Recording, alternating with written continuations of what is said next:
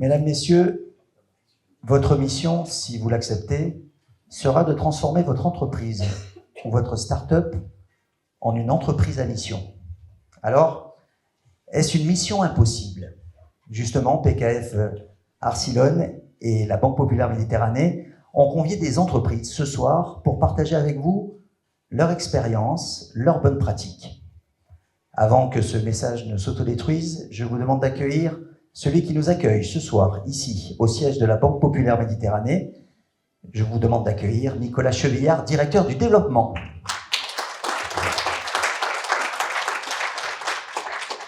Bonsoir à tous, je vais faire assez court parce que l'ambition c'est quand même de laisser la parole aux dirigeants, aux entreprises pour nous présenter justement ce qu'est une entreprise à mission et tous les avantages et aussi les difficultés que ça peut représenter parfois. En tout cas, on partage beaucoup de valeurs avec PKF, on est très heureux de vous accueillir et de partager cet événement dans l'organisation et dans la réception. Et ce qu'on espère, c'est que vous allez passer une bonne soirée qui va être instructive, qui va vous permettre d'avoir des leviers, des outils supplémentaires au quotidien et qui feront certainement l'objet de nombreux échanges à la suite de cette conférence. En tout cas, très belle soirée. Nicolas Chevillard, directeur du développement, puisqu'après, je vous le rappelle, il y a un cocktail durant lequel vous pourrez justement échanger entre vous. Alors, qu'est-ce qu'une entreprise à mission? Pour qu'on ait tous le même référentiel commun, qu'on sache tous de quoi on parle exactement. Et puis, comment devient-on entreprise à mission? Et des chiffres également vont vous être donnés. Combien d'entreprises à mission existent en France et également ici, dans notre région sud et également ici, dans les Alpes-Maritimes? Pour tout savoir, je vous demande d'écouter maintenant Caroline Lehoux, qui est également de PKF Arcilon. Caroline, c'est à vous.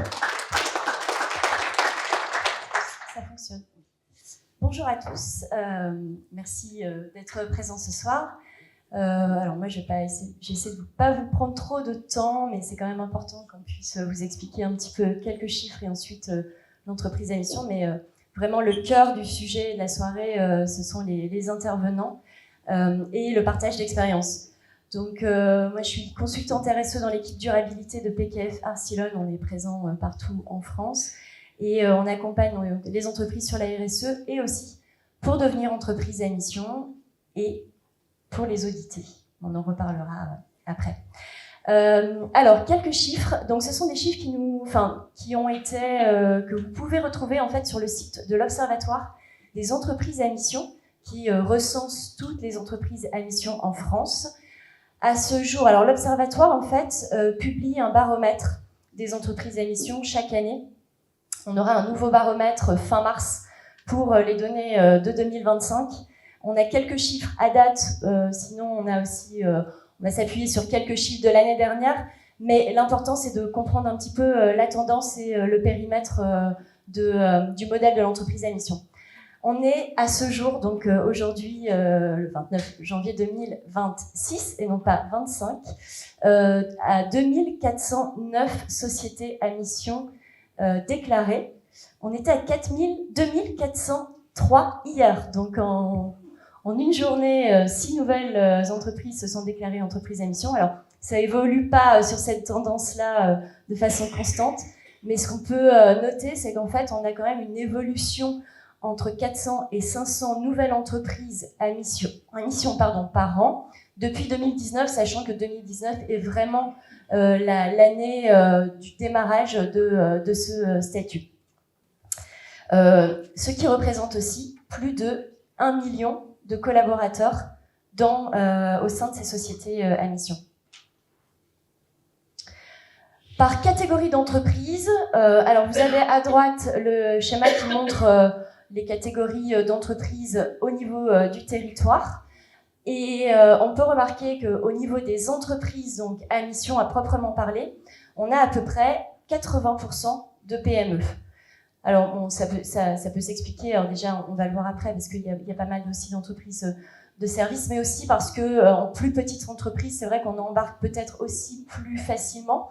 Mais ce qui est quand même notable, c'est que on est à on a presque 14% d'entreprises de taille intermédiaire qui sont entreprises à mission. Alors, en fait, au sein des entreprises à mission, on note 14% de ratio d'entreprises intermédiaires et 5% de grandes ETI. Et quand on le met en comparaison avec leur poids sur le territoire, on se rend compte que finalement, les ETI et les grandes entreprises ont adopté cette démarche et vraiment avancent aussi vers ce statut, vers ce modèle de plus en plus. En grande entreprise, on peut par exemple citer Danone qui a été assez précurseur, la Massif aussi, la Poste. Donc voilà, dans tous les cas, vous avez sur l'Observatoire des entreprises à mission l'ensemble des entreprises à mission qui sont répertoriées par activité et par région, par département. Donc voilà, vous pourrez retrouver l'ensemble de ces informations. Et ensuite, en termes de secteur d'activité, donc je le disais, on a quand même une forte proportion d'entreprises de services dans tout type de services, mais on a aussi une belle représentation dans le secteur du commerce et de l'industrie, notamment sur, par exemple, l'agroalimentaire, sur la construction aussi. On peut noter également un bon développement de ce statut dans le secteur du sanitaire, du médico-social et même du transport. Et enfin, pour terminer sur ces quelques chiffres, donc on a la configuration des entreprises à mission donc à fin 2024 au sein du territoire. On voit qu'il y a quand même une forte concentration sur la région parisienne qui s'explique donc comme probablement justement parce qu'on a beaucoup d'entreprises de services sur ce département. Mais globalement, on a quand même une belle répartition au sein de la France. À noter quand même qu'en région PACA, donc à fin 2024, on avait 143 entreprises à mission. Alors la communauté des entreprises à mission, avant que le baromètre ne sorte en mars, m'a communiqué les chiffres à date pour la région PACA, donc à fin 2025. Il y a 179 sociétés à mission, essentiellement d'ailleurs concentrées sur les Bouches-du-Rhône. Et au niveau des Alpes-Maritimes, on peut en dénoter 28, dont une partie est présente aujourd'hui. Voilà. Et la communauté des entreprises à mission, je ne sais pas, puisque je viens d'en faire référence, si tout le monde connaît, mais en fait, c'est une association qui a pour objectif de déployer cette démarche d'entreprise à mission, d'accompagner les entreprises alors en proposant des formations, en proposant aussi pour toutes les entreprises à mission qui deviennent membres de la communauté, il y en a à peu près 300 ou 400 aujourd'hui, la communauté propose des comités d'échange pour aussi pouvoir discuter avec vos pairs par secteur d'activité, par taille d'entreprise. Et lorsque vous êtes entreprise à mission, ça permet vraiment de voir un petit peu, d'échanger sur les bonnes pratiques, avec d'autres entreprises qui sont de la même taille ou du même secteur d'activité.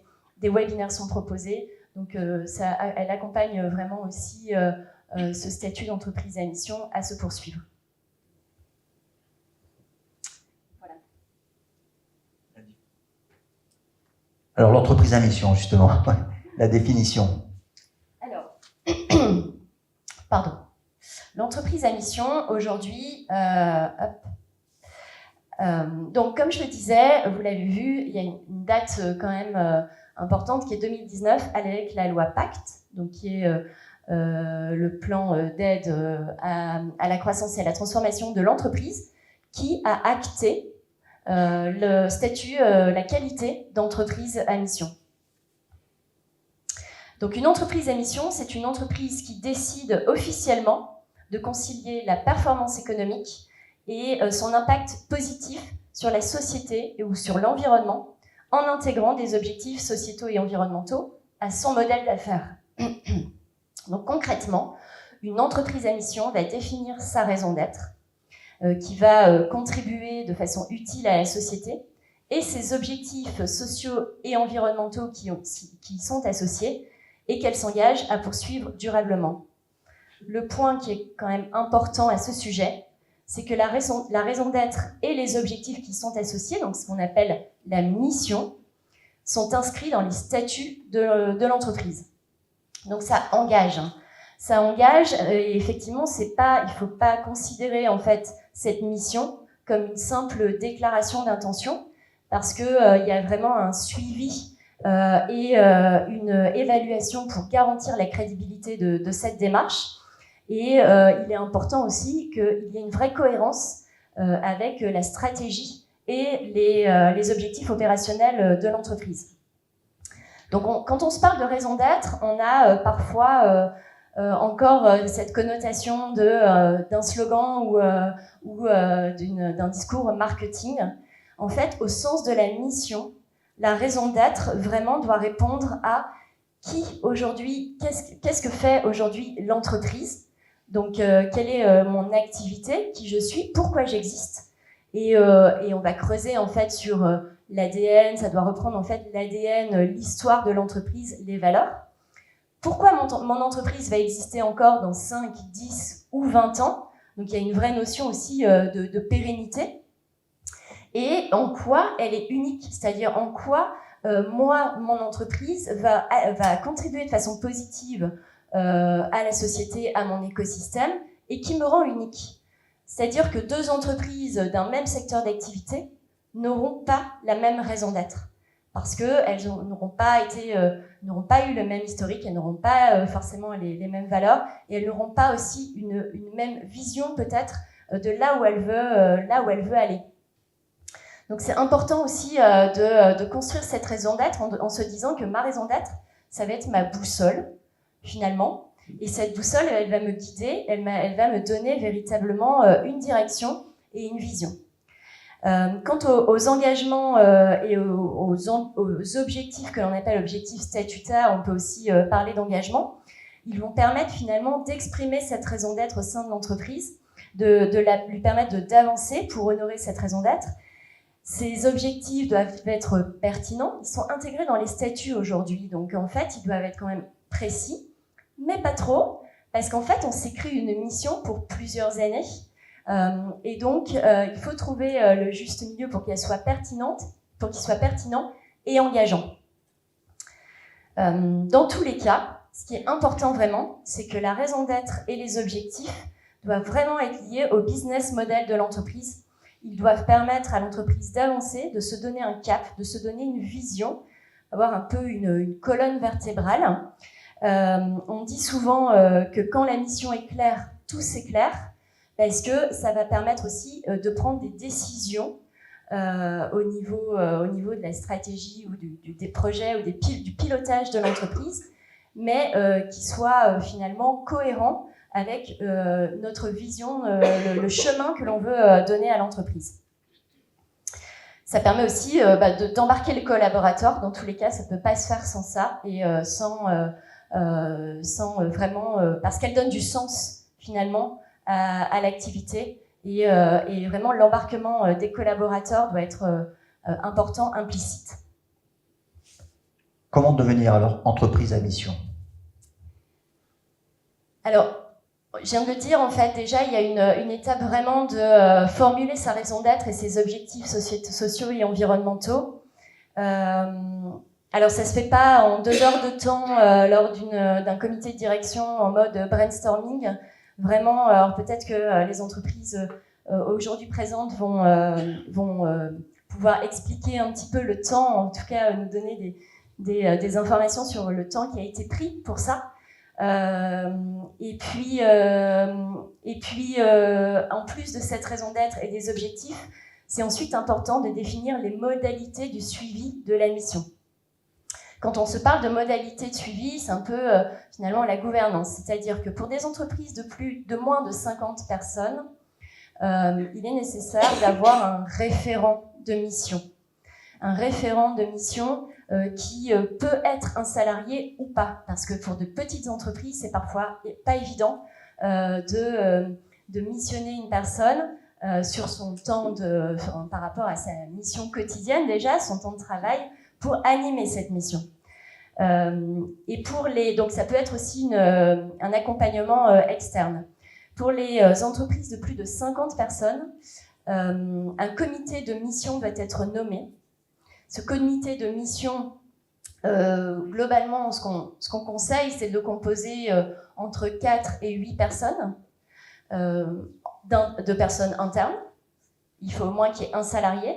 mais aussi de personnes externes. Et c'est tout l'intérêt en fait de ce comité de mission, parce que vous allez par rapport à vos engagements et par rapport à vos raisons d'être, à votre raison d'être, finalement choisir les constituants, les participants de ce comité et pouvoir sélectionner finalement les personnes qui vont vous challenger un peu sur cette mission. Parce que le rôle en fait de la gouvernance va être de suivre le bon déroulement de la mission, des objectifs que vous vous êtes fixés, mais aussi finalement d'appréhender, d'avoir un peu de les consulter pour qu'ils puissent vous guider par rapport peut-être à une expertise spécifique qu'ils ont, qui concerne, qui du coup est tout à fait appropriée à la mission que vous êtes fixée, ou alors ça peut être aussi un client, donc d'autres parties prenantes externes qui vous apportent aussi un autre regard et vont vous donner en fait finalement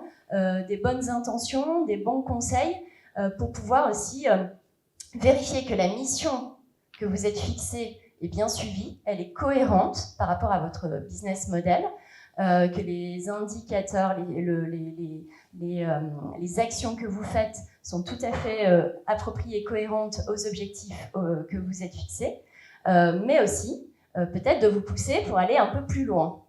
Et c'est pour ça aussi que certaines entreprises de moins de 50 salariés qui n'ont pas l'obligation par rapport à la loi de nommer un comité de mission, je pense que 3 entreprises sur 4, a priori, mettent en place un comité de mission parce que c'est tout l'intérêt en fait de permettre aux entreprises d'avancer dans cette démarche. La gouvernance également a pour objectif d'établir un rapport de mission chaque année.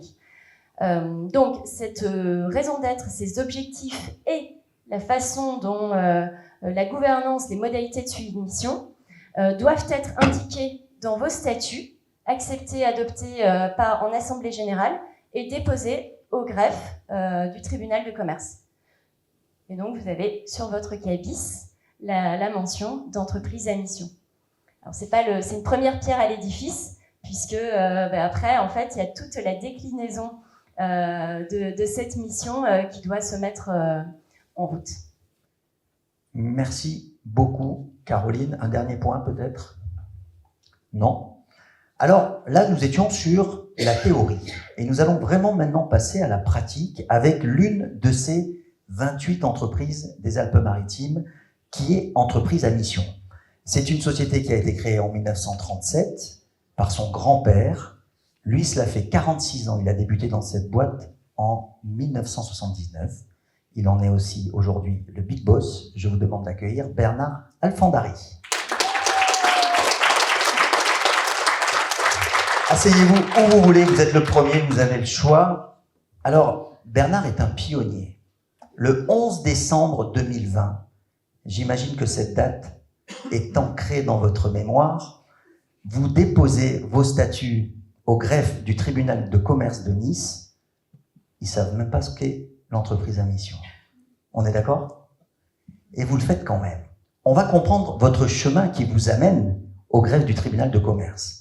On est en 2018, alors je ne sais pas si vous connaissez Global Compact, c'est en fait un programme lancé par les Nations Unies au début des années 2000 pour inciter les entreprises en fait à agir pour une société plus durable, une société meilleure.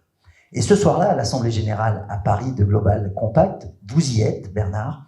Il y a Emmanuel Faber, qui est alors le patron de Danone, qui deviendra entreprise à mission, dont Caroline a parlé tout à l'heure. Et puis, il y a 2 autres personnes qui interviennent. Jean-Dominique Sénard,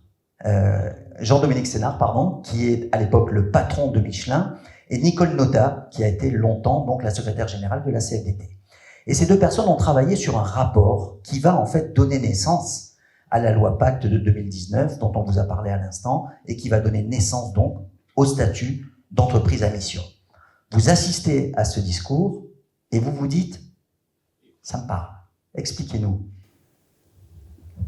Oui, alors cette intervention, elle avait un titre qui était l'intérêt général de une affaire d'entreprise, point d'interrogation. Et c'était très étonnant de voir ces patrons de grandes industries et les 2 rapporteurs du les deux auteurs du rapport demandé par Emmanuel Macron, qui finira par devenir la loi Pacte, de les écouter, eux et les grands chefs d'entreprise, enfin des grandes boîtes, voir à quel point ils étaient intéressés par l'intérêt général, avec beaucoup de sincérité, ce qui pouvait paraître bizarre. Et ça m'a frappé d'écouter que le constat a été qu'entre les entreprises qui sont des organisations obligées de faire du profit et les associations qui ont interdiction d'en faire, il y avait entre les deux un grand vide, et que ce grand vide pouvait être justement comblé par ces entreprises en devenir ou à créer, qui devaient faire du profit en tant qu'entreprise, mais autre chose en plus, et de dire que les entreprises, au-delà de leur objet économique, eh bien, elles avaient un rôle social, sociétal, Et ça vous interpelle, et Bernard. environnemental. Vous vous dites, j'y vais, c'est pour moi. Je dis l'idée parce que il me semble tout de suite que par rapport à l'entreprise patrimoniale qui se projette par vocation, par nécessité, par raison d'exister aussi, pour ne pas dire raison d'être, eh bien moi, mon objectif dans mon entreprise, c'est pas de faire du profit. Mon objectif, c'est la pérennité, c'est de la transmettre, et de la transmettre, aujourd'hui on dit plus robuste, à l'époque c'était plus une démarche esthétique, c'est-à-dire plus belle que ce qu'on me l'a donné. Alors ça, c'est votre objectif. Alors, vous allez mettre en place cette entreprise à mission au sein de votre société. Et là, il est très sincère, très transparent. Vous faites tout ce qu'il ne fallait pas faire. On est d'accord? Exactement. Non, c'est pas une volonté provocatrice. Hein. C'est juste que comme on est très tôt, on ne sait pas trop comment faire. Et même le greffe n'était pas au courant de ce que ça voulait dire. Donc, c'est intéressant quand vous êtes un pionnier parce que ça vous permet de faire beaucoup de bêtises parce que personne ne vous critique puisque personne ne sait comment il faut faire. Donc, par exemple, la raison d'être qu'on a inscrite, je crois, en 2018 dans les statuts, donc c'était même bien avant la discussion de la loi Pacte, la raison d'être dont on va vous dire qu'il faut que ce soit le fruit de l'intelligence collective travaillée pendant de nombreuses séances d'ateliers à l'intérieur de l'entreprise. Alors, moi, la raison d'être, je l'ai écrit le temps d'une traversée entre Orly et Nice-Côte d'Azur dans l'avion. J'ai réfléchi, j'ai dit c'est quoi la raison d'être, et pouf, c'est sorti du premier coup, j'ai même pas fait une rature. Alors Bernard, vous êtes un peu ironique, mais en fait, vous écrivez dans votre coin, à votre place d'avion, cette raison d'être. Mais il faut le dire, ça marche pas. Non, Vous n'allez pas embarquer votre équipe avec ça, le fait d'avoir travaillé tout seul dans votre coin. Absolument. Mais Bon, il le reconnaît, il est honnête. il ne faut pas m'en vouloir. Personne ne savait comment on devait faire. J'ai perdu l'essentiel de l'intérêt qui est la structuration de l'entreprise et le fait de fédérer autour de ces idées, autour de ces valeurs, autour de cette philosophie des affaires, j'ai perdu la grande opportunité d'embarquer avec moi mes collaborateurs. Et donc, si je les embarque avec moi, ils s'engagent. Et dans cette salle, vous êtes tous d'accord avec moi pour dire que le plus dur, mais le plus intéressant, c'est d'avoir des collaborateurs engagés.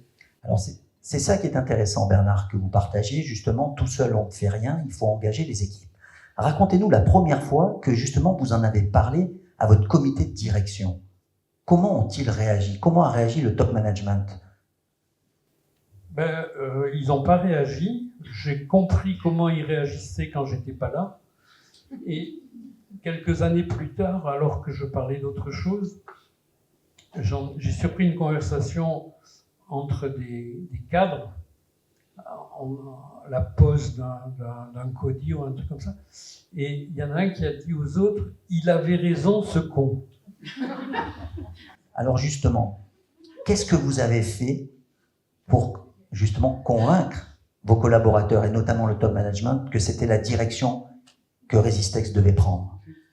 J'ai tout essayé, j'ai fait des réunions, j'ai projeté des films, et honnêtement, je me suis aperçu que pour eux, ils ne s'opposaient pas parce qu'ils ont appelé ça la danseuse du patron. La RSE, d'une façon générale, c'était la danseuse du patron, et l'entreprise à mission, ça fait pas de mal, puisque de toute façon, il en veut, on va pas s'opposer, quoi. Mais ça n'a pas servi au bonheur que ça doit représenter pour ceux qui le font par étapes, en mobilisant, en gagnant les uns après les autres avec des ambassadeurs, avec des animateurs, avec tout ce qu'on peut imaginer et ce que toutes les sociétés de conseil qui sont maintenant quasi systématiquement associées à la création de ce statut nouveau font, et c'est comme ça qu'il faut faire. Alors, il y a une date importante pour l'embarquement des équipes. C'est un jour, Bernard décide d'imposer une conférence à tous ses collaborateurs. C'est un artiste qui est en résidence sur votre site, on ne va pas rentrer dans le détail, il s'appelle Éric Michel, et sa conférence porte sur la place de la lumière dans l'art. Et là, vous dites à vos collaborateurs, maintenant, vous allez voir cette conférence. Et là, il y a quelque chose qui se change ce jour-là. Quoi? Quelles sont les retombées de cette conférence? Alors, la problématique était que Éric Michel était le premier artiste qu'on a hébergé en résidence dans l'entreprise, l'idée étant d'associer des artistes soit plasticiens, soit art vivant. Donc on a alterné comme ça tous les mois des artistes différents. Lui, c'était le premier. Et il travaillait dans l'entreprise et l'idée était qu'il explique ou il se rapproche des salariés pour expliquer sa démarche et faire connaître son propos. Bon, on ne va pas rentrer dans le détail, mais il me propose, comme il est enseignant aussi, en dehors de sa pratique, de faire une conférence qu'il a, qui est toute prête, sur le sujet que vous venez d'indiquer. C'est un light artist, donc ça correspondait bien à Resistex, qui fabrique de l'éclairage, et donc créateur de lumière, merci. Et les retombées, l'impact. Là, mes cadres, à qui je dis on va faire une conférence, et ça peut être qu'aujourd'hui, parce qu'après-demain, on me dit non, aujourd'hui c'est pas possible, on a du retard dans les expéditions, on a déjà des clients à cause de ce retard qui annulent leurs commandes, et s'ils annulent les commandes, on va perdre des clients parce qu'ils vont passer à la concurrence, et on n'a pas une minute à perdre aujourd'hui. Et donc je me trouve confronté à la fois à l'amabilité de l'artiste qui propose bénévolement de faire cette concurrence, et mes chefs de service qui, parce que la démarche est nouvelle, consciemment ou pas, ils ont peur de détourner les salariés du schlag, roule. Et moi, il faut que je prenne la décision de dire est-ce qu'on fait la conférence ou pas. Perte de clients, enfin, c'est du lourd, il y a de l'argument. La structure Resistex résiste au changement, parce que ça représente Et donc, ma priorité, c'est de dire qu'il faut absolument privilégier le long terme sur l'urgent. Ça, c'est le management tel que je le comprends. Plus on consacre du temps à l'important, mieux on va peaufiner l'organisation, moins on aura de problèmes d'urgence, et c'est comme ça qu'on va améliorer et faire avancer l'entreprise. Donc je dis, si ma logique c'est le long terme est plus important, de perdre des commandes, de perdre des clients, on s'en tape, on les regagnera plus tard, et tout ce qui compte c'est le long terme. Et j'impose qu'on fasse la conférence. Mes directeurs, mes managers sont effondrés. Comment est-ce qu'ils vont pouvoir faire des heures sup, etc. aux salariés si on leur dit « Cool, Raoul, c'est la récré, on va au Cinoche et on écoute une conférence ». Donc, ils m'ont tous fait la gueule. Et les salariés, je pense d'ailleurs que c'est inconscient, ce jour-là, le jour de la conférence, ils ont pulvérisé le record d'expédition de la société.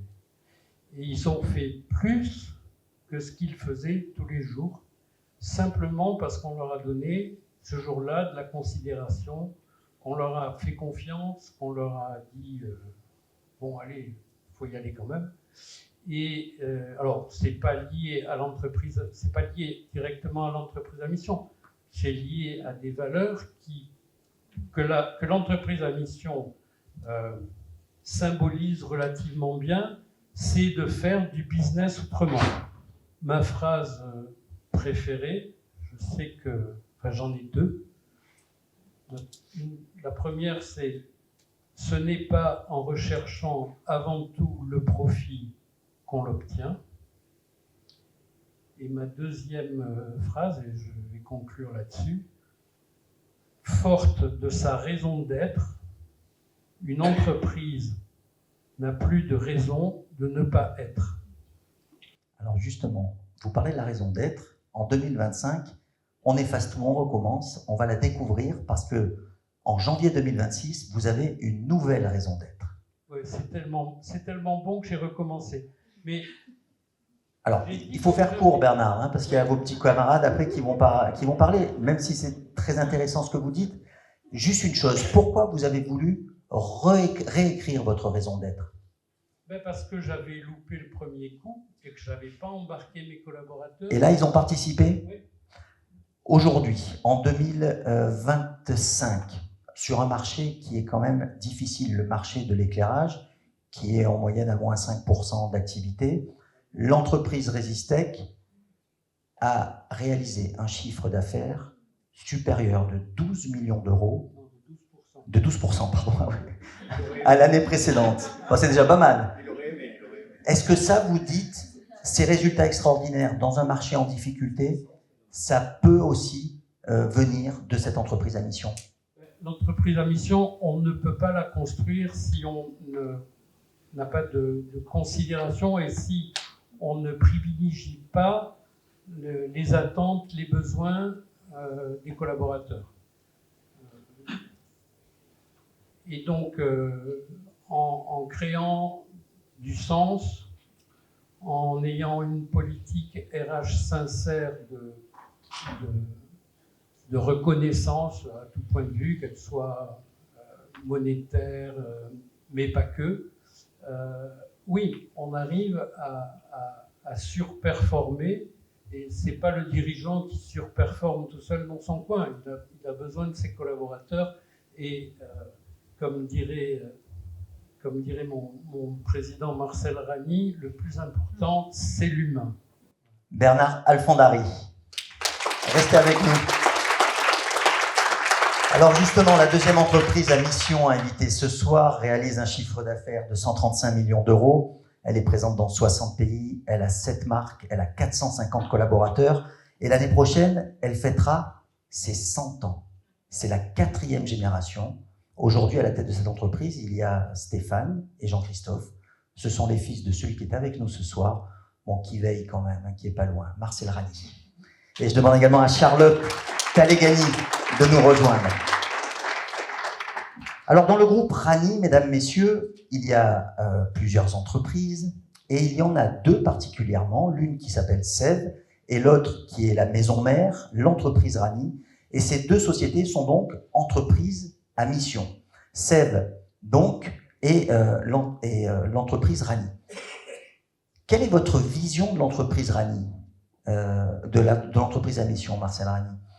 Est-ce que c'est une obligation? Est-ce que c'est une opportunité? Est-ce que vous y êtes allé parce que c'est un phénomène de mode? Parce qu'il faut montrer l'exemple? Parce que pour capter des marchés, parce que vous êtes, je crois, à 95% sur des marchés de l'administration et des collectivités, c'était une obligation? Voilà, pourquoi vous y êtes allé?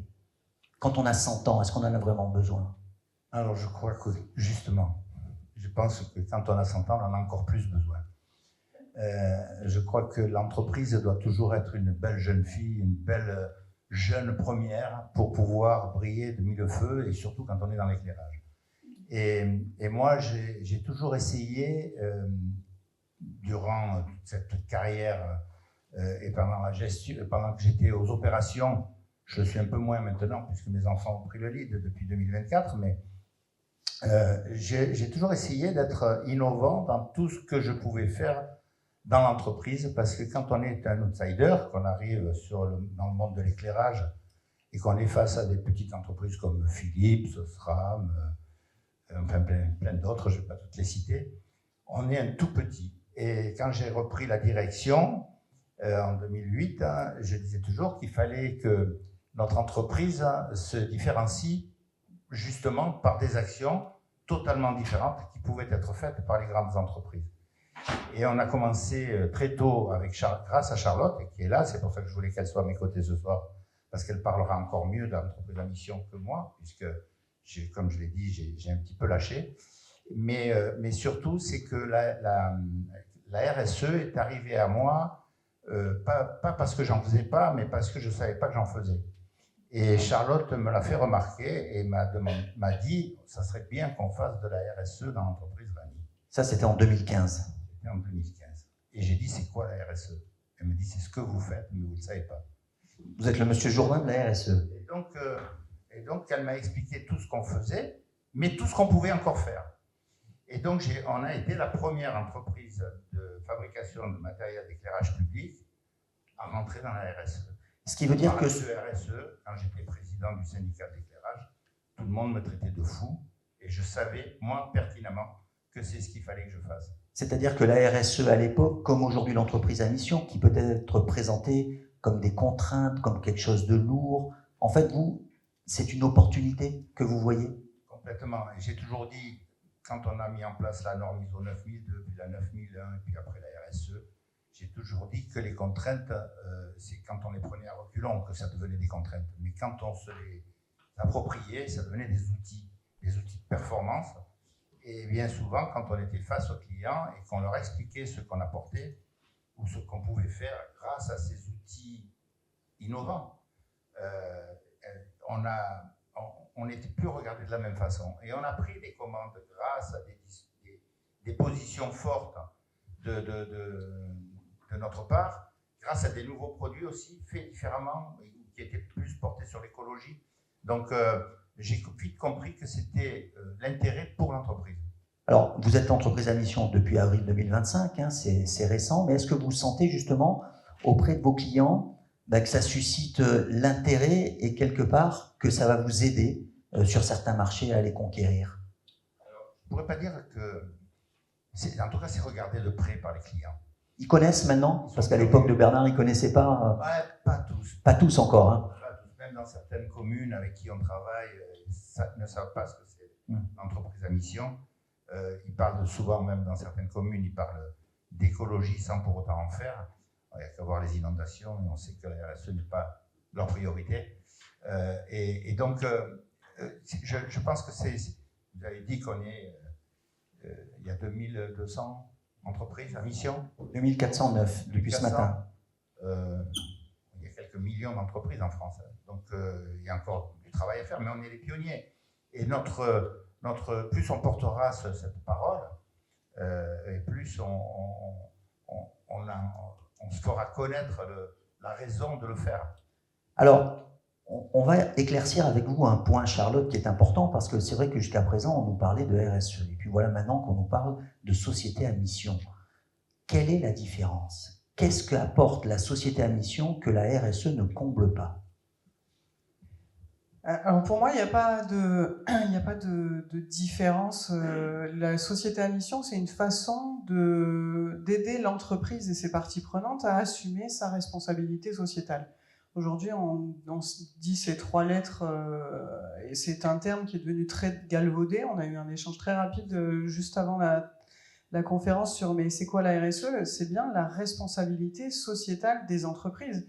Donc j'agis en tant qu'organisation, j'ai une responsabilité envers la société et j'ai décidé de l'assumer, de prendre en charge les impacts que je peux avoir sur la société, sur l'environnement, sur les générations futures. Et la société à mission va me permettre de cadrer une démarche pour mieux générer l'impact positif, atténuer l'impact négatif. C'est comme ça que je le vois. C'est-à-dire qu'en interne comme en externe, le fait que ce soit gravé dans des statuts, ça donne une autre dimension. Juste le fait que ce soit enregistré au greffe du tribunal de commerce. Ah oui, je pense. Nous, on a fait de la RSE pendant une dizaine d'années. Moi, j'ai sorti les rames pour expliquer pourquoi on faisait ça, en disant ça va apporter ça à l'entreprise, ça va nous permettre etc. Mais c'était difficile d'avoir des résultats tangibles. Le modèle société à mission, il s'adapte au profil de l'entreprise, à ses enjeux. On définit nous-mêmes nos objectifs, on les définit en lien avec nos ressources. On n'est pas les pieds et poings liés avec un label qui va nous demander de cocher des cases. C'est vous qui avez la main. C'est nous qui avons la main, tout à fait.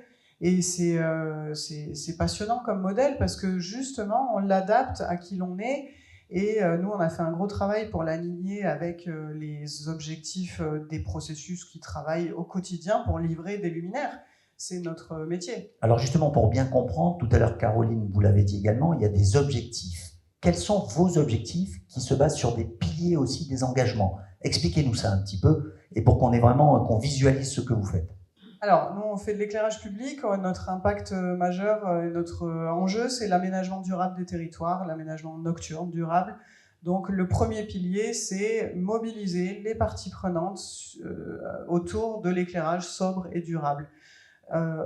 Pour ça, on fait énormément de communication, on fait beaucoup de dialogues, des événements, des rencontres avec nos clients, mais pas que, avec les usagères, les usagers de l'éclairage public, avec les scientifiques, les associations, les élus, tout un tas de parties prenantes qui sont concernées.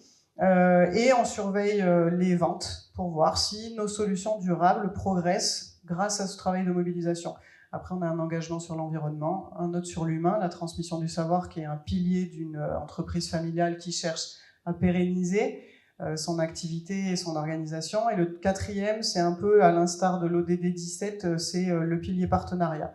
L'ODD 17, c'est le partenariat pour la réalisation des objectifs de développement durable. Il est au service des 16 autres.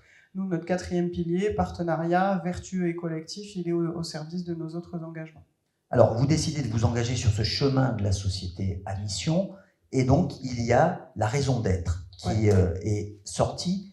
On la découvre là. Comment elle est sortie? Qui y a participé? Comment vous avez embarqué les collaborateurs? On s'est fait accompagner par un cabinet local qui a commencé par auditer la démarche RSE qu'on menait depuis une dizaine d'années, qui était déjà riche, mais presque trop riche parce que qui manquait un petit peu de structure.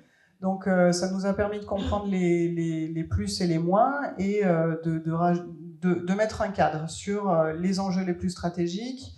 Voilà, donc on est parti de là et ensuite pendant plusieurs mois on a travaillé avec ce cabinet en mobilisant les collaborateurs lors d'ateliers, tout ce qu'a dit Bernard qui était vraiment sympa à faire, c'est faire des ateliers collaboratifs, les questionner sur c'est quoi pour toi travailler chez Rani, quelles sont les valeurs, qu'est-ce que tu penses que l'entreprise doit prendre vraiment en compte pour pérenniser son activité pour les 100 prochaines années. On a fait des World Café, des ateliers de ce genre. On a Combien de collaborateurs sur les 170 ont participé? Je dirais 25 au total. Est-ce que c'est satisfaisant? Est-ce que vous avez l'impression que c'est difficile? Bernard le disait peut-être un peu tout à l'heure, d'y aller avec les rames aussi, quand même. Ah oui, quand même, ouais, toujours. Oui. La RSE, donc ça, c'est important que les gens le sachent. Voilà, le changement, mais est-ce que Est-ce qu'on est beaucoup aujourd'hui à aimer absolument le changement et à sauter de joie lorsqu'on nous annonce des changements d'habitude? Le modèle société à mission, c'est quand même un modèle qui destine les entreprises à s'adapter au monde qui nous attend, qui nous attend plus d'ailleurs parce qu'il est déjà là. Donc il faut y aller. Et sans ces démarches-là, qui prennent du temps, on se permet encore ce luxe de prendre le temps d'habituer les gens à ces changements nécessaires. Alors, vous avez déposé les statuts, d'accord? Comment vous avez développé maintenant? Comment, depuis avril 2025, ça se passe? Alors, il faut mettre en place une gouvernance. Donc, des groupes de travail se sont organisés. On est dans une organisation de 170 personnes avec des processus de réalisation qui produisent des luminaires, avec des processus support et avec des processus pilotes. Donc, tous ces services, toutes ces activités, ces équipes ont pris en charge dans leur organisation des objectifs qui les concernent. Donc, dans l'éclairage raisonné, le premier pilier, on va retrouver les commerciaux, le marketing, la com et un petit peu de R&D. Pour l'environnement, ça va être beaucoup l'opérationnel terrain, la production, l'éco-conception, donc aussi la R&D. L'humain, c'est plus transmission des savoirs, formation interne, éthique, inclusion, donc c'est les démarches plutôt liées au RH, à la RSE.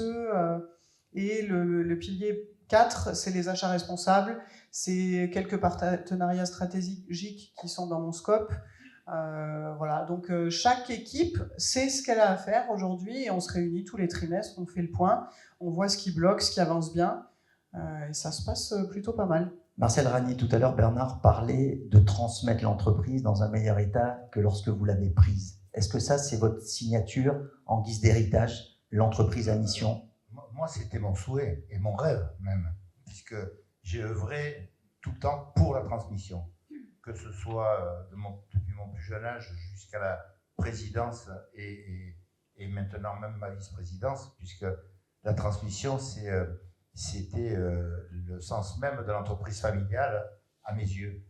Et tellement fier d'avoir pu transmettre à mes enfants et puis de voir qu'aujourd'hui, j'ai la 5e génération qui est rentrée, donc je suis encore plus fier. Et c'est certain qu'elle est beaucoup mieux que quand mon père nous a malheureusement cédé parce qu'il est décédé, mais quand on l'a récupéré, c'était pas du tout ce que c'est aujourd'hui. Si on veut voir à peu près ce que c'était, il n'y a qu'à regarder le film Germinal et on comprendra. Voilà. Marcel Ragny, Charlotte Talegati, merci. Restez avec nous également. La 3e entreprise à mission que nous recevons est née en 1968 et ces 10 dernières années, elle a particulièrement évolué. Il y a 10 ans, elle avait 250 collaborateurs et elle était sur un secteur d'activité, la mobilité. Aujourd'hui, elle compte 1240 collaborateurs et elle est sur 6 secteurs d'activité, dont le tourisme, l'immobilier, les RH. Nous avons avec nous son directeur de la communication et du marketing. Je vous demande d'accueillir Vincent Galliana du groupe Hippolito. Alors, Vincent est arrivé en 2022. Désormais, l'entreprise est entreprise à mission et vous êtes justement président du comité de mission. Qui compose ce comité de mission qui est la gouvernance? Caroline en parlait tout à l'heure dans son exposé. Bonsoir. Alors juste les chiffres du coup ont changé puisque c'est 29 sociétés sur le 06 et 180 du coup en PACA, puisque nous sommes passés officiellement en société à mission le 6 janvier 2026. Ouais. Donc, alors vous arrivez en 2022 dans la société, le 6 janvier 2026, société à mission, entreprise à mission. Vous pilotez, vous êtes président du comité de mission. Qui compose ce comité? Alors nous avons opté pour une composition mixte entre de l'interne et de l'externe. Donc aujourd'hui, c'est une dizaine de personnes, 6 personnes de l'interne qui représentent à peu près les métiers et les fonctions transverses, et 4 personnes externes, dont la première société à mission du 06, Bernard Alfandari. C'était important pour nous et symbolique d'avoir quelqu'un qui avait ouvert les portes, d'être à nos côtés, et de challenger aussi tout notre travail, parce que le travail a été assez long. Et nous avons aussi d'autres sociétés donc qui sont clientes et qui se posent la question aussi sur le fait de passer en société à mission. Donc essentiellement des entreprises familiales parce que c'est important d'avoir des sociétés qui vous ressemblent. Je pense que là on représente 3 sociétés, 3 entreprises familiales. Donc avoir un œil et un regard critique sur des sociétés qui vous ressemblent dans leur composition, dans le multigénérationnel et dans le fait d'être ou de devenir société à mission, c'était pour nous du bon sens là aussi. Alors vous l'avez compris, dans ce comité de mission, il y a des externes, il y a des internes, mais on ne retrouve pas Pierre Ippolito, le PDG du groupe. Pour quelle raison? Alors qu'on dit souvent, pour la RSE ou pour les entreprises à mission, il faut qu'au niveau du top management, ça s'engage. Alors, Pierre Ippolito est le président du groupe, il est aligné bien évidemment avec la société à mission, mais c'était important pour nous qu'il n'y soit pas, ni dans le comité de projet pendant les 2 ans et demi de travail, ni dans le comité de mission, parce que ça permet de libérer la parole et d'avoir un regard beaucoup plus critique et objectif de la part de l'ensemble de nos parties prenantes, internes et externes. Donc c'est un jeu qu'il a accepté, il a accepté le challenge, et on en est satisfait de cette façon-là. Mais Pierre Ippolito y croit. Car lorsque vous arrivez dans cette entreprise, au bout de quelques mois, vous allez le voir, et vous lui dites la direction, c'est l'entreprise à mission, et là, comment il réagit? Ça lui a pris à peu près 15 secondes pour me dire oui immédiatement. Donc, comment vous lui avez présenté alors? Comment j'ai présenté? Je pense que à l'époque, nous étions une entreprise à peu près, vous avez donné les chiffres il y a 10 ans, et aujourd'hui, on était une entreprise en forte croissance, on était une taille intermédiaire, 700 collaborateurs au début du projet, 1250 à la fin du projet. Il y a des croissances organiques, des croissances externes, différentes cultures d'entreprise. Il était important de pouvoir commencer à se projeter sur une histoire commune. Je rejoins tout ce qui a été dit avant. La RSE, on n'en faisait pas, mais on en faisait. Une entreprise familiale fait de la RSE de bon sens. Si je pense que tout ce qui a été dit est partagé, c'est qu'il y a aussi une vision dans le groupe Ippolito, c'est qu'on doit transmettre plus à la génération qui arrive derrière. Donc, ça veut dire qu'il y a une vision de pérennité à long terme, nécessairement. Et donc, du coup, pour faire ça, on tient compte de l'ensemble de son écosystème et de ses parties prenantes. Du coup, forcément, on fait des RSE de bon sens. Je pense que c'est là où on se rejoint. Donc, le premier sujet que j'ai fait, moi, dans ce sujet-là, c'était de dresser un rapport RSE qui était en fait tout ce que faisait l'entreprise depuis 45 ans et de regarder les points forts, les points faibles, les axes d'amélioration et en quoi c'était engageant. Et la RSE, c'est bien, mais on a une notion à l'interne qui est peut-être plus impliquante encore, parce que le groupe est principalement à son siège dans les Alpes-Maritimes, mais il œuvre principalement sur la région sud. Et à partir du moment où on œuvre sur la région sud, enfin sur une région, sur une zone délimitée, on considère qu'on a une responsabilité, une RTE, une responsabilité territoriale de l'entreprise. Alors vous avez dit, vous avez mis moins de 20 secondes pour le convaincre. Est-ce qu'il y a, et peut-être vous êtes des chefs d'entreprise, vous avez envie d'aller dans cette direction-là, vous avez dit, Pierre Ippolito, en fait, il a accepté, en allant dans cette direction de l'entreprise à mission, il a accepté de se faire contraindre. Il y a une position d'humilité du big boss à avoir. D'humilité et d'ouverture, en même temps. D'humilité, bien sûr, parce que la contrainte, elle a été évoquée par les statuts qui ont été présentés. C'est vrai qu'on contraint l'entreprise et le groupe dans sa gouvernance par 2 nouveaux organes, puisque nous, au regard de la taille du groupe, forcément, on est sur un comité de mission.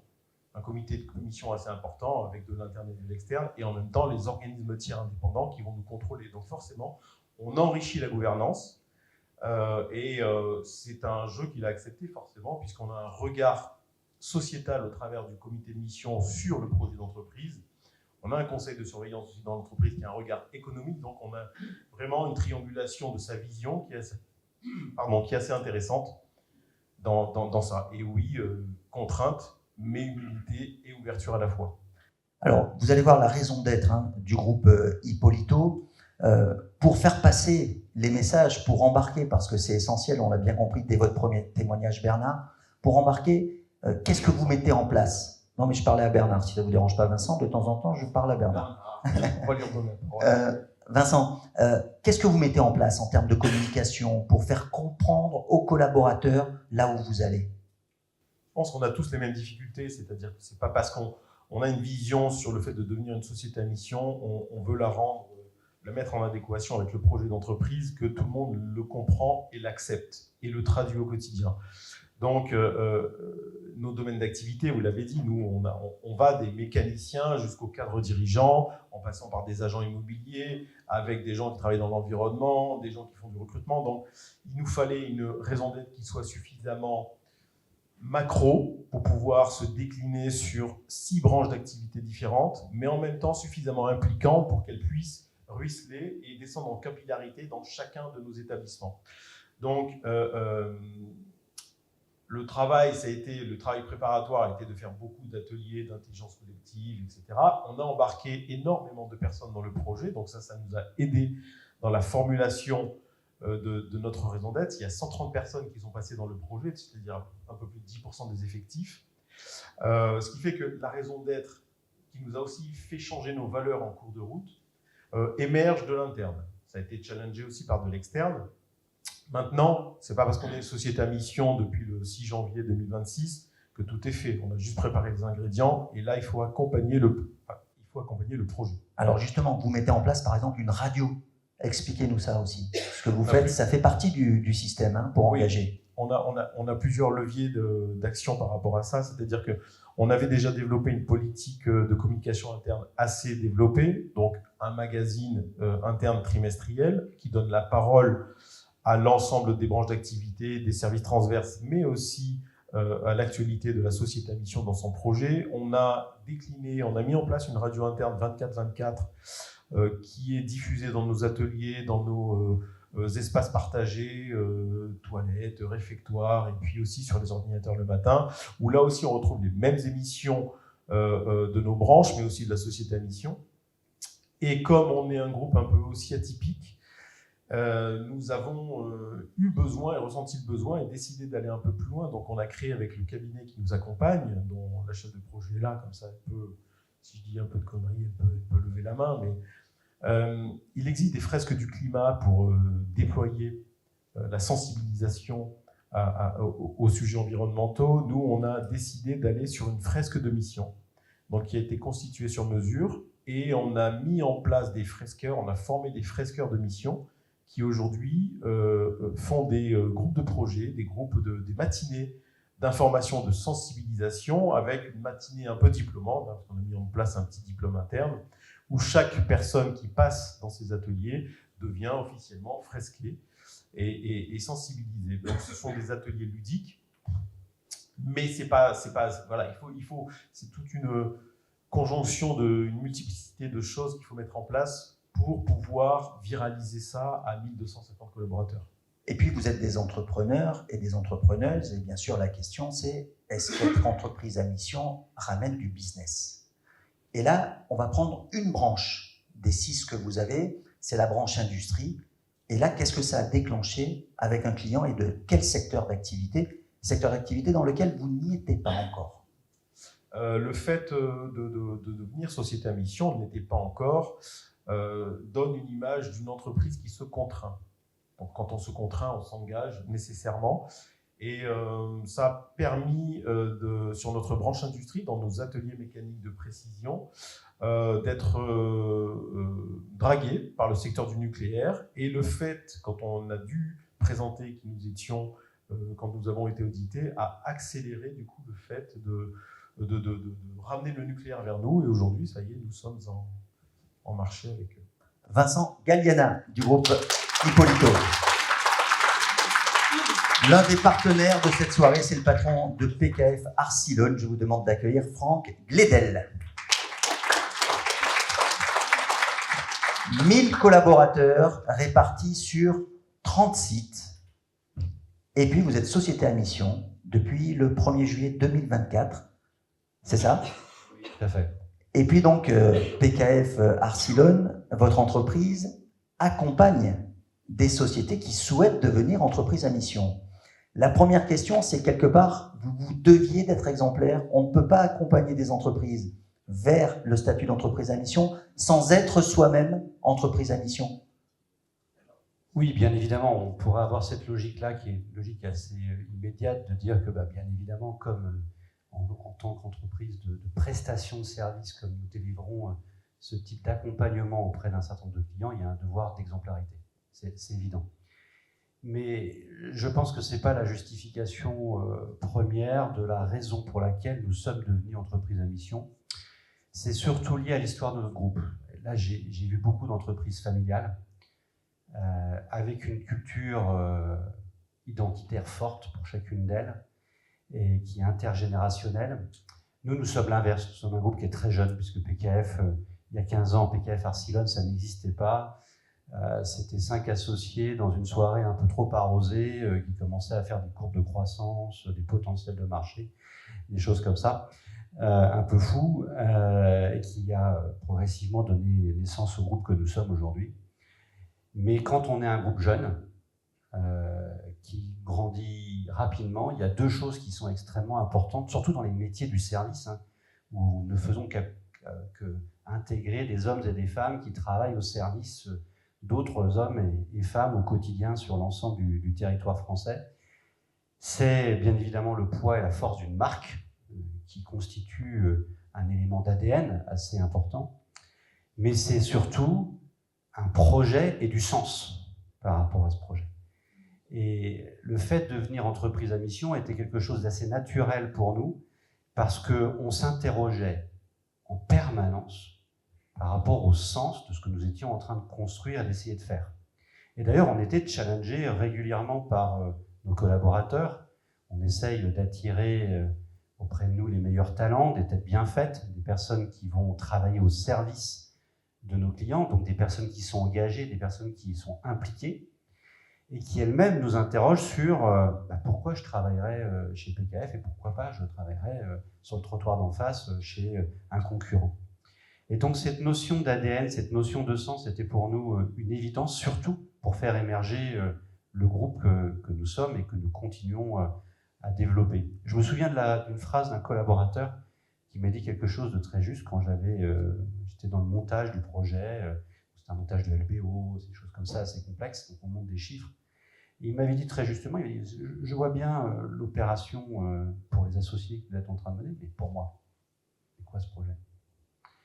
Et ça, c'est une phrase qui est évidente. Et donc la question derrière ça, c'est comment on embarque, comment on fait sens, et comment on fait sens ensemble. Alors surtout que nous, on a un gros problème, c'est que, à la fois, comme je disais, on n'a pas 100 ans d'existence, même si je serais ravi, alors ce ne sera pas moi, mais de fêter les 100 ans du groupe PKF Arcilon. Mais derrière ça, il y avait cette notion d'embarquement qui était évidente, et qu'est-ce qu'on faisait pour les intégrer dans ce projet, qui était un projet naissant, et qui est un projet aujourd'hui, même s'il y a 1000 personnes qui travaillent, qui est le projet qui est celui d'une start-up. Et le message que j'adresse, c'est qu'il y a peut-être des start-upers dans la salle. Devenir entreprise à mission quand on est une start-up, ça fait beaucoup de sens. Alors on va voir votre raison d'être s'afficher, et justement, vous, l'essentiel, c'est quand même un gros travail, focus sur vos collaborateurs, sur leur bien-être. La philosophie, c'est quoi, Franck? Oui, alors nous sommes des régionaux. Moi, je suis breton, mes camarades étaient l'un du Sud, il y avait un Niçois dans l'affaire, il y avait 3 personnes du Sud-Ouest, donc on était principalement des régionaux. Des personnes très ancrées sur les territoires, qui avions travaillé pour des grands groupes de conseil, et qui avions envie de pouvoir mieux servir les belles entreprises. Alors, quand je dis les belles entreprises, ce n'est pas une question de taille, ce n'est pas une question de chiffre d'affaires, c'est les beaux projets dans les territoires. Donc on avait ce souci-là de se dire, nous on existe dans un territoire, on a envie de s'y développer, et surtout, à la différence d'autres sociétés qui ont beaucoup de talent à leur intérieur, nous, quand on a délivré une mission, on est toujours là le lendemain matin. On n'a pas disparu à Londres, à Paris ou à Francfort, et on continue à grandir avec les entreprises que l'on accompagne, et souvent ce sont elles d'ailleurs qui nous font grandir. Donc cette notion de territoire, d'engagement sur le territoire, elle était essentielle, mais je l'ai beaucoup entendue là ce soir. C'est un peu d'ailleurs une transverse. Et puis l'autre chose aussi, alors qui n'est pas venue naturellement, parce que j'avais pas la science infuse de Bernard, Et je n'avais pas pris le même avion que lui entre Orly et Nice. Et donc, en l'occurrence, il m'a fallu tourner les choses un peu plus longtemps. Et je me suis fait accompagner, alors avec des personnes qui étaient de chez nous, bien évidemment, mais aussi par beaucoup de personnes de l'extérieur, c'est-à-dire des patrons d'entreprise de ma génération qui s'inscrivaient dans ces projets-là, qui me disaient « oui, on pense les choses de cette manière-là, de cette manière-ci ». Et surtout, c'est dégagé au travers du comité de mission, dont Vincent parlait à l'instant, des personnes extérieures au groupe, des patrons d'entreprise, un chercheur en université, qui nous ont aidés à essayer de trouver une transversale par rapport à ce qui était pour nous important. Et c'était effectivement cette notion de bien-être. Pourquoi cette notion de bien-être? Parce que nous, on est dans une entreprise de service. Donc, on n'a que des hommes et des femmes qui, j'espère, tous les matins sont bien dans leur basket pour servir au mieux les clients qu'ils ont en face d'eux. On ne peut pas dire que l'environnement dans lequel nous vivons nous aide tous les matins. Il y a une annonce d'une nouvelle guerre, il y a, pour un expert comptable, c'est hyper stressant quand on lui dit qu'il ne va pas avoir de loi de finances, il dort mal. C'est un truc qui le stresse, il aime bien les choses un peu cadrées, un peu carrées. On a un environnement économique qui est quand même extrêmement instable. Donc, ce qu'on a ressenti ensemble, c'est que les collaborateurs, les associés au sein de notre organisation, ils se levaient le matin avec une dose de stress qui était énorme, une incertitude qui était importante, un métier dans lequel ils travaillent qui se transforme énormément et qui se transforme tous les jours. Et néanmoins, il faut qu'ils soient bien dans leur basket et sereins pour accompagner les dirigeants qui sont eux-mêmes un peu stressés de temps en temps. Et donc cette notion de bien-être, on nous a semblé assez évidente pour dire, eh bien c'est un petit peu ce que nous sommes, c'est d'être capable d'apporter de la sérénité à nos clients. Et pour pouvoir apporter de la sérénité, il faut que nous-mêmes nous soyons parfaitement sereins par rapport à ce que nous faisons. Et de la même manière que Bernard a introduit l'art dans son entreprise, parce que j'ai senti que c'était une idée importante, c'est un peu la même chose d'ailleurs, parce que Arcivon s'appelle Arcivon pour cette notion d'art, d'artisanat. On s'est dit qu'il fallait qu'on se concentre sur les forces vives de notre entreprise pour les accompagner sur des dimensions qui sont des dimensions très éloignées parfois de l'environnement professionnel. L'art peut en faire partie. L'accompagnement sur des sujets médicaux, des sujets sociaux, peuvent être des choses qui font que quand ils sont au travail, ils ont le sentiment qu'ils sont accompagnés, j'ai envie de dire, à 180 degrés par rapport à leurs besoins et à leurs souhaits. Juste une chose, parce que vous l'avez abordé, Franck, vous avez dit, et il y a le contexte géopolitique, il y a la loi des finances, il y a aussi d'autres lois, la loi Omnibus qui a été votée au niveau du Parlement européen en décembre dernier. Honnêtement, vous êtes des grands groupes, vous êtes des groupes à plusieurs millions d'euros. Quand on est une petite entreprise, une petite PME, est-ce que les priorités sont ailleurs que d'aller dans cette direction de l'entreprise à mission? Ou au contraire, est-ce que l'entreprise à mission peut les aider dans ce contexte qui est extrêmement perturbé et perturbant? Je reprendrai à mon compte le propos de Bernard qui disait qu'il faut toujours penser sur le long terme plutôt que l'exigence du court terme, et que si on veut justement grandir et faire grandir son entreprise, il faut s'astreindre à avoir en permanence la volonté de construire quelque chose de plus solide sur le long terme. D'ailleurs, les entreprises familiales, elles ont souvent cet ADN-là. Elles ne pensent pas court terme, elles pensent long terme, et c'est une exigence. Et oui, devenir une entreprise à mission, c'est véritablement penser à sa stratégie sur le long terme et penser à ce que l'on a envie de faire en termes de projet d'entreprise, au-delà des tableurs Excel que des personnes comme moi vous affichent et vous approuvent tous les jours. Et je pense que c'est quelque chose d'extrêmement structurant et d'extrêmement important. Et que de ne pas le faire, en tout cas, de ne pas se poser la question, c'est en soi déjà une forme de carence. Par contre, Michel, par rapport à ce que vous dites, il y a un point qui me fait réagir. Vous parlez du contexte réglementaire. Alors, le contexte réglementaire, des personnes comme nous, ça nous fait vivre tous les jours. Je veux dire, c'est notre fonds de commerce, le réglementaire. Bien évidemment, plus l'environnement est complexe, plus des personnes comme nous apportent des conseils à des dirigeants pour les aider à surmonter les difficultés dans un environnement réglementaire. Néanmoins, moi, je déteste la réglementation et je pense qu'il n'y a rien de pire que la réglementation pour emmener des entreprises dans ce genre de démarche. Je préfère largement qu'on ait ce type de conversation, ce type d'échange pour convaincre des personnes et des entrepreneurs que c'est une direction dans laquelle on peut aller, que de le gérer sous la forme de la contrainte. Et je trouve qu'en Europe, c'est malheureusement trop souvent le cas. où on impose un certain nombre de choses en se disant en faisant ça, ils vont le faire correctement. Non, je pense que justement, c'est plutôt l'inverse. Je pense qu'il faut avoir confiance dans les patrons d'entreprise, et vous en avez un certain nombre là ce soir, pour porter la bonne parole, pour porter leurs convictions. Et il n'y a rien de mieux que l'on fait parce que dans notre conscience, on a le sentiment que c'est la bonne direction, plutôt que de se voir imposer par une énième directive, même si elle émane de Bruxelles. Franck Gledel, merci beaucoup. Connaissez-vous Sylvain Brezard? Sylvain Brezard a été de 2011 à 2023 le président de Greenpeace France. Avant cela, en 1994, il a créé une société de services numériques et nous avons avec nous le directeur de son agence de Sophia Antipolis. Je vous demande d'accueillir Armand Bourgeois. L'entreprise Norcis, c'est 750 collaborateurs, dont 40 sur Sophia Antipolis et Aix-en-Provence, puisque vous avez les deux entreprises. Alors vous êtes entreprise à mission depuis 2020. On imagine qu'avec un PDG comme Sylvain Brezard, il faut être sur ce créneau par conviction, par ADN.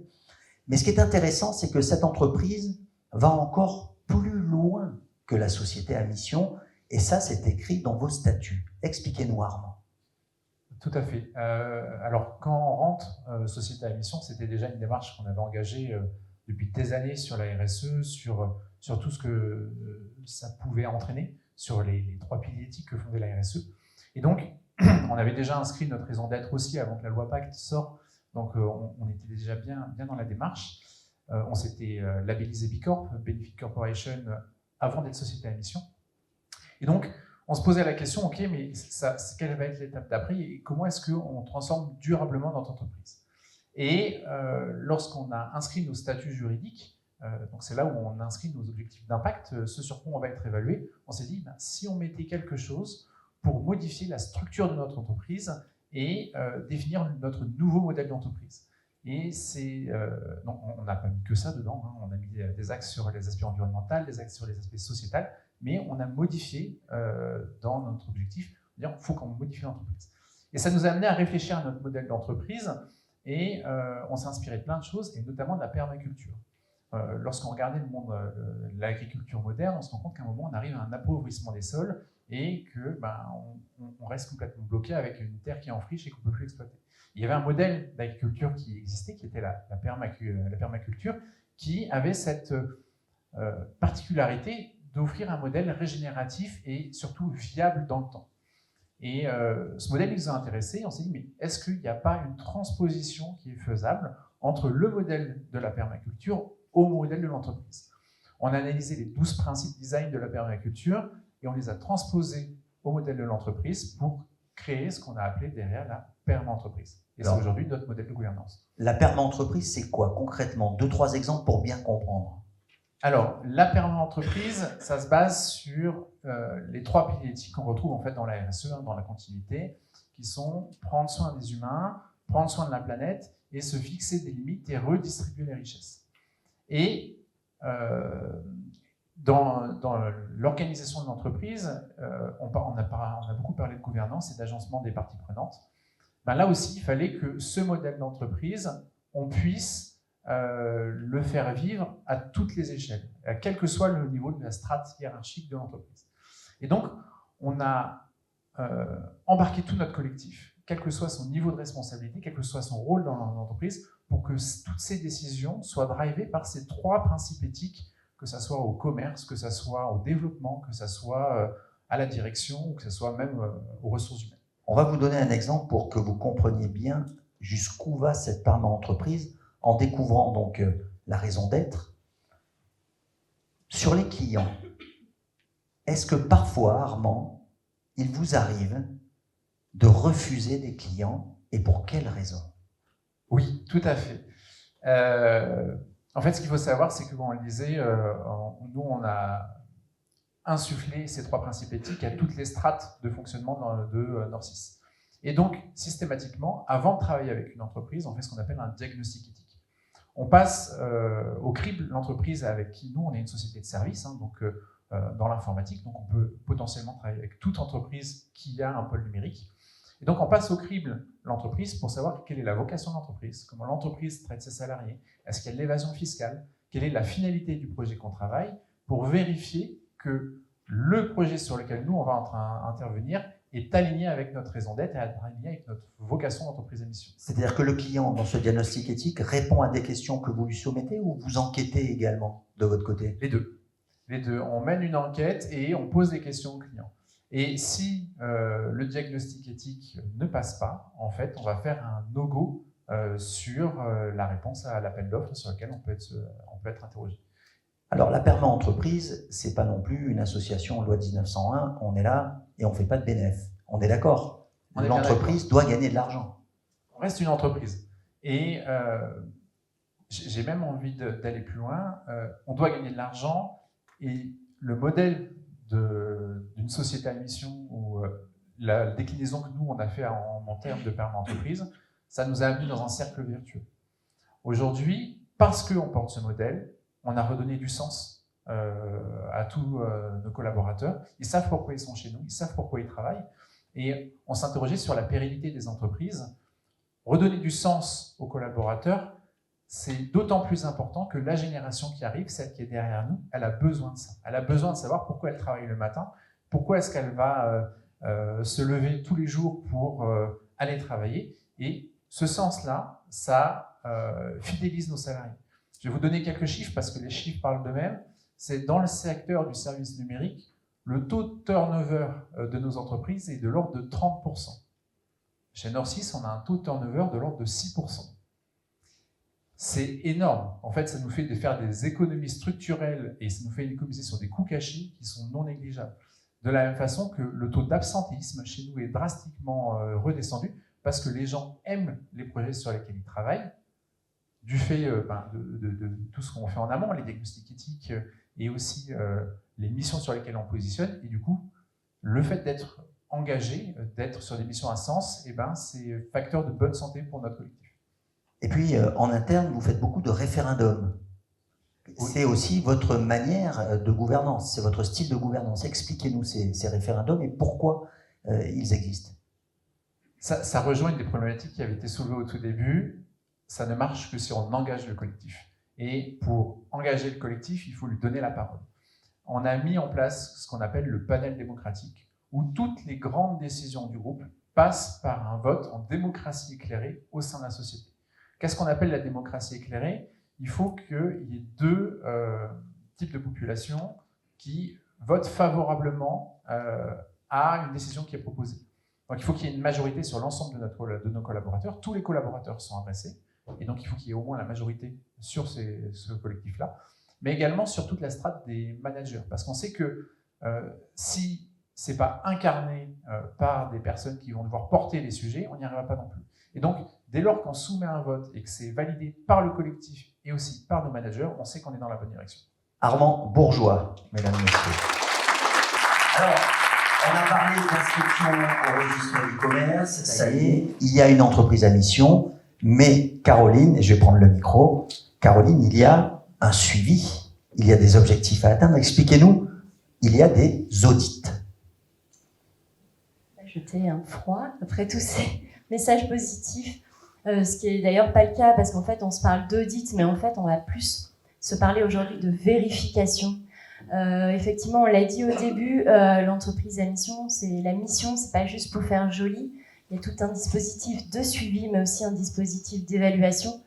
Et l'audit, en fait, doit être fait par un organisme tiers indépendant qui est accrédité par le COFRAC, donc le Comité français d'accréditation.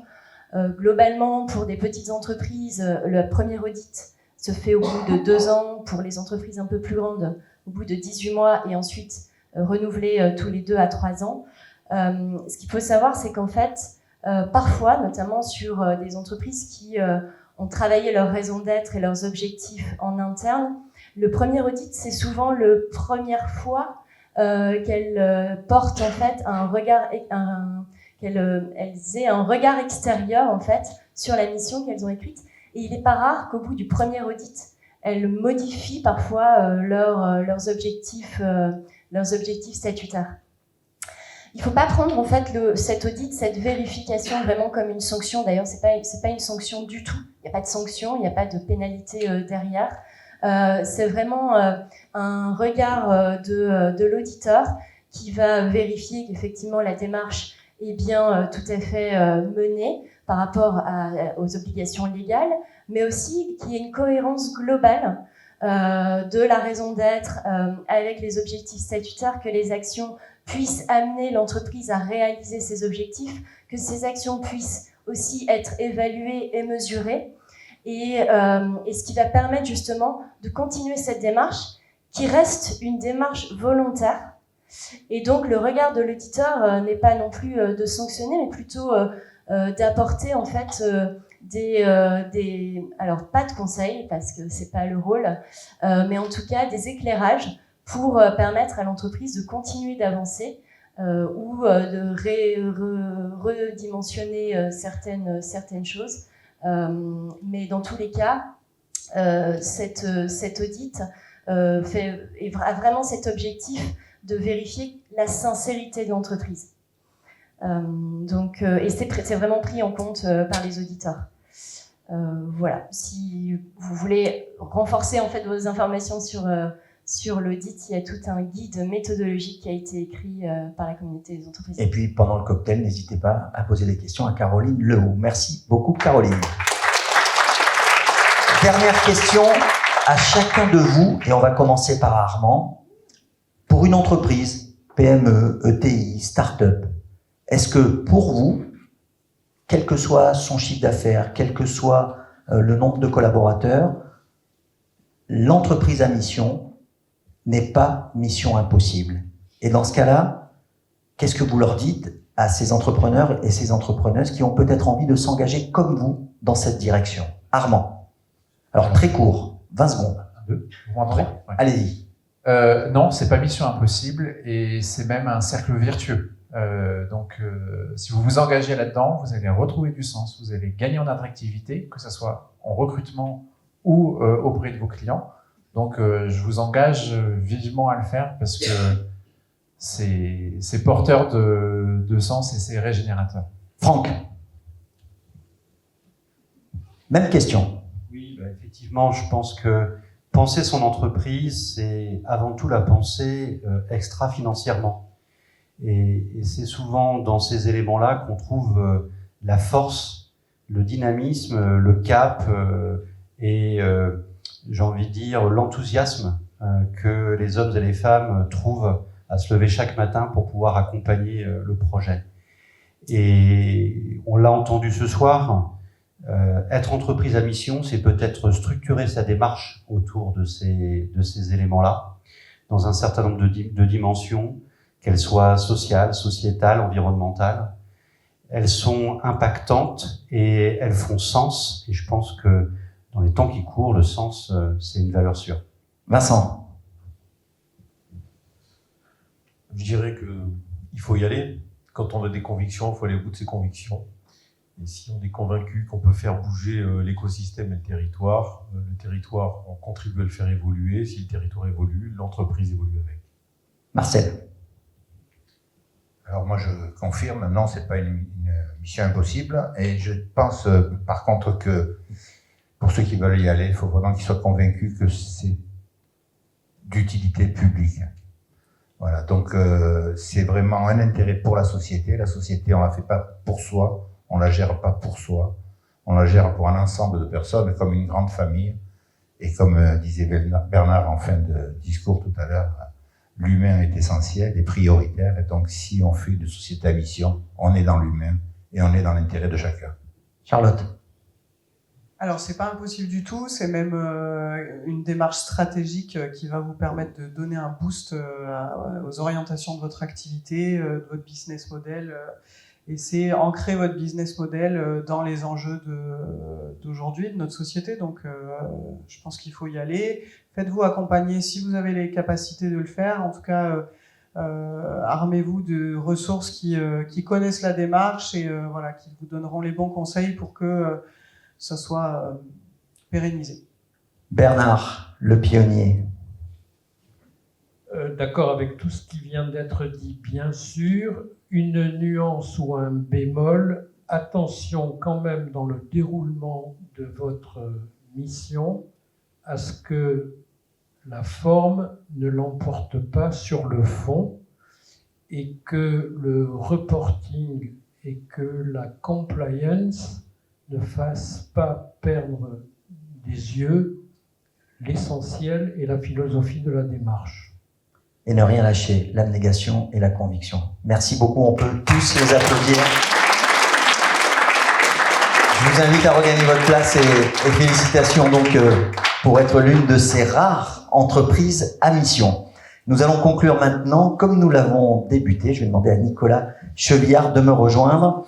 Nicolas, vous avez tout entendu, ces témoignages. Qu'est-ce que vous en retenez, vous, en tant que banquier, j'ai envie de dire, en tant que partenaire des entreprises qui sont présentes ce soir? Alors, l'exercice n'est pas simple parce que c'était riche. Je retiens, je pense, 2 mots principaux. Engagement. Engagement, et je m'explique, parce que dans les témoignages, on a bien senti qu'il y avait quand même un engagement en interne. Il fallait convaincre les boards, il fallait convaincre les collaborateurs. C'était pas gagné tout de suite. Il y a eu on va dire des combats de plusieurs années. Il y a eu parfois des erreurs, mais c'est normal quand on est pionnier et on réajuste un peu la raison d'être. Engageant aussi parce que ça oblige une entreprise à se prononcer, à affirmer, à confirmer son intention sur le territoire, sur l'accompagnement qu'elle veut avoir sur son écosystème. Engageant également parce que derrière, c'est un travail collaboratif qui intègre les collaborateurs, qui intègre des clients externes aussi parfois. On a l'engagement par la structure, la gouvernance, engagement sur le changement des statuts, engagement par un comité de mission qui prend une certaine forme, qui contraint l'entreprise, mais on voit bien à travers les témoignages que la contrainte permet beaucoup de positifs, à la fois sur le business, parce que c'était la question que vous posiez tout à l'heure, mais aussi par la communication qu'on peut en avoir, par la façon d'affirmer auprès de ses collaborateurs, auprès de ses clients, auprès de ses partenaires, tout ce qu'on peut faire au quotidien. Le deuxième mot, c'est deuxième mot, il y en a 2, mais c'est performance durable. On voit bien que quand on devient entreprise à mission, il y a une volonté aussi de s'inscrire dans la pérennité, dans la durée sur les résultats, que la profitabilité, que la performance économique de l'entreprise, elle doit se faire au service du collectif, de l'intérêt de tous, de l'utilité publique, c'est les mots qui ont été repris. Et on voit bien qu'il y a un rayonnement assez fort à travers ces 2 engagements-là. Et moi, ce que je retiens, c'est à travers les différents parcours, les différents témoignages, une volonté d'être présent sur le territoire, d'accompagner le territoire, de grandir avec son territoire et de contribuer justement à toute cette évolution. Et ce qu'on ressent, c'est que les entreprises qui ont témoigné évoluent aussi à ses côtés. Alors vous êtes partenaire. Est-ce que pour ces entreprises actuelles ou futures qui vont emprunter ce chemin de l'entreprise à mission, il y a des offres, un accompagnement spécifique de la Banque Populaire Méditerranée? Alors je retiens aussi une dernière chose, et c'est important, et ça va rejoindre la notion de l'offre. Ce qu'on retient aussi, à travers vos témoignages, c'est qu'il y a une adaptabilité, une personnalisation de vos engagements. Les objectifs sont propres à chaque entreprise. On parlait de raison d'être, et quand on a trouvé sa raison d'être, il n'y a plus de raison de ne pas être. C'était la citation que vous preniez tout à l'heure, et je la trouve très belle et très juste et pertinente dans tout ce qu'on a entendu.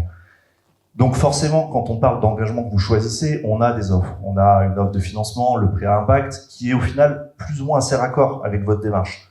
C'est un prêt qui permet d'avoir des taux bonifiés, une remise sur les intérêts du prêt sous certaines conditions.